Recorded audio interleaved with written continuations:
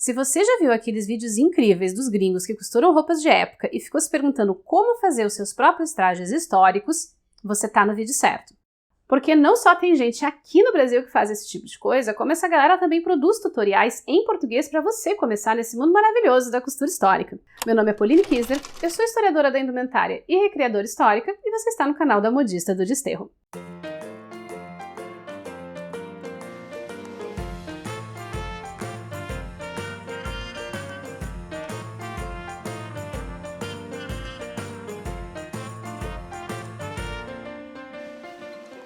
Olá, modistas! Tudo bem com vocês aí desse lado? Se você tá caindo de paraquedas do nada aqui nesse vídeo, primeiramente seja muito bem-vindo.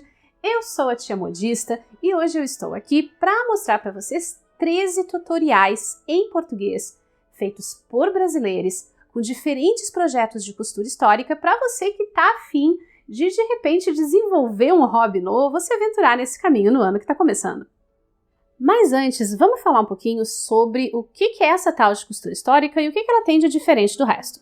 Na costura histórica, a gente tenta imitar ao máximo possível como as roupas eram feitas em uma determinada época. E como muitas vezes as técnicas modernas de costura não funcionam muito bem para isso, a gente acaba aprendendo as técnicas de antigamente. E não, você não precisa ficar apavorado achando que nunca vai conseguir fazer isso.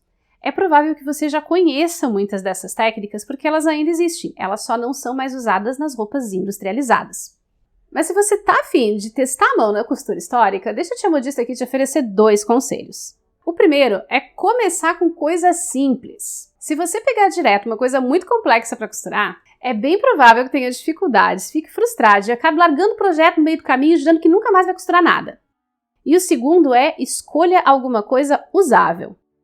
Ok, eu sei que aqueles vestidos medievais super longos e uma casaca de veludo ao estilo Bridgerton são incríveis, mas é muito difícil usar um negócio desses no dia a dia. Então eu te aconselho a começar com alguma coisa que você possa usar ou adaptar para usar no seu dia a dia. Mas se você é apaixonado por roupas antigas tipo eu, vai chegar uma hora que você vai olhar para esse monte de informações e se perguntar por onde é que eu começo?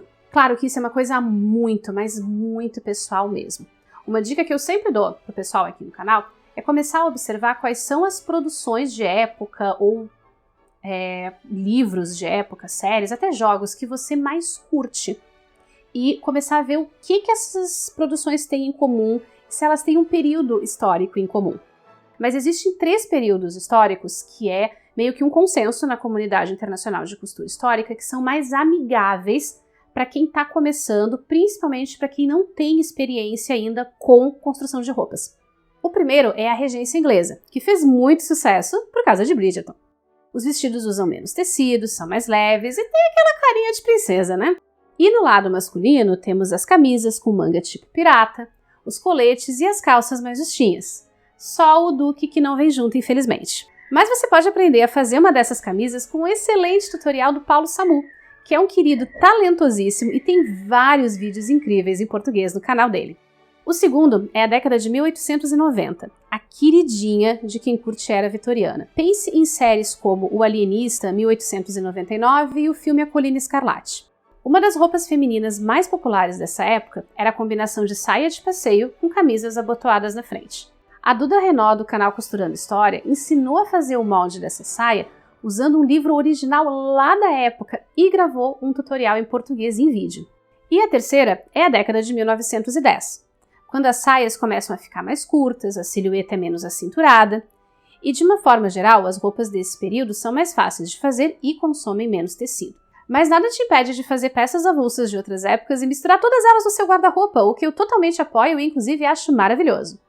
Como os bolsos removíveis do século XVIII, que são ótimos para aproveitar retalhos e também para você dar seus primeiros pontinhos de costura de mão.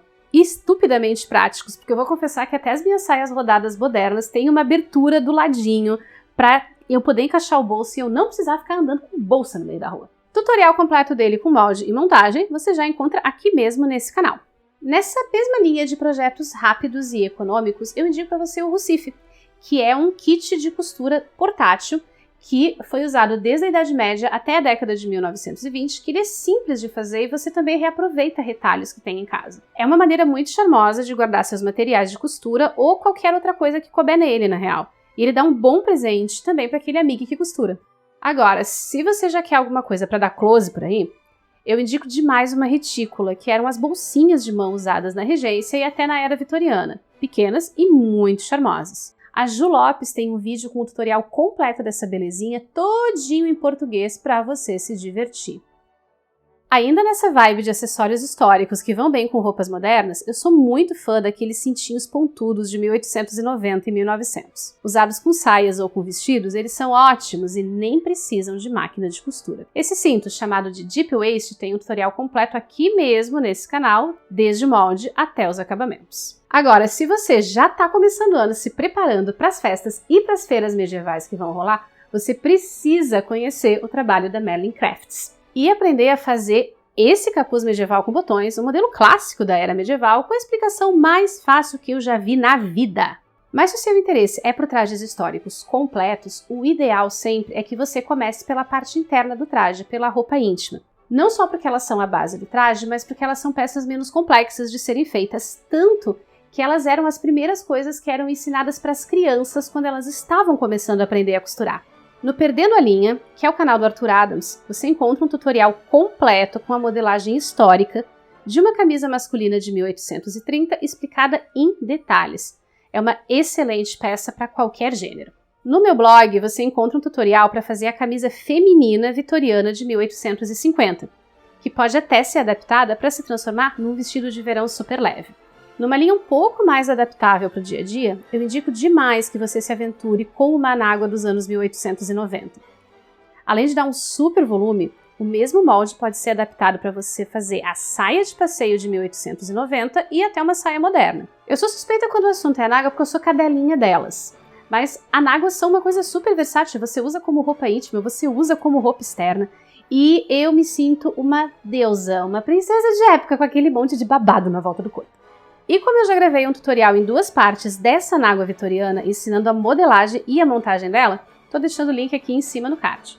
Aqui no canal você também encontra outros tutoriais de lingerie vitoriana que estão todos organizados numa playlist. Tem umas peças da costura histórica que todo mundo parece que olha meio torto, porque nas produções audiovisuais, ou elas só aparecem no fundo, ou elas são usadas por personagens pobres. Mas são peças fáceis de fazer, o tipo de coisa que você termina rápido e ganha aquela dose de autoestima de costura. Aventais são um bom exemplo disso, e eles têm a vantagem de você poder usar em casa e ainda fazer umas fotos bem aesthetic, bem camponesa. Aqui no canal a gente já tem o tutorial de um modelo brasileiro de 1700 com todas as técnicas da época, e também um modelo vitoriano um pouco mais elaborado.